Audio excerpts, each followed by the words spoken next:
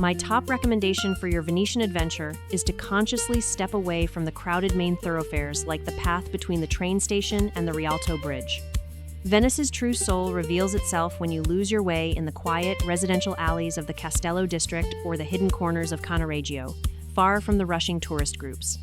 The most magical moments are found in hidden, sun-drenched courtyards, or sitting by a small, silent side canal where the only sound is the gentle, rhythmic lapping of water against ancient stone. Furthermore, because you will be doing a significant amount of walking over steep bridges and uneven cobblestone streets, packing your most comfortable, broken-in walking footwear is an absolute necessity.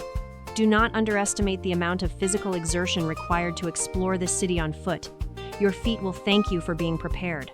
To avoid the intense summer humidity and the peak, shoulder-to-shoulder crowds of July and August, try to plan your visit during the shoulder seasons of late spring or early autumn.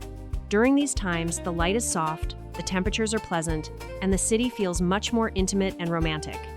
Booking your accommodation and tickets for major attractions at least several weeks in advance is the single most effective way to protect your budget and ensure a seamless, stress-free experience. Finally, embrace the serendipity of the city. Venice is not just a destination to check off a list. It is a living, breathing masterpiece that rewards those who take the time to explore it with patience, respect, and curiosity. Allow yourself to wander without a rigid map, follow the scent of fresh espresso, and let the labyrinthine streets guide you toward your own personal discoveries. Enjoy every single moment of your unforgettable journey through this floating wonder.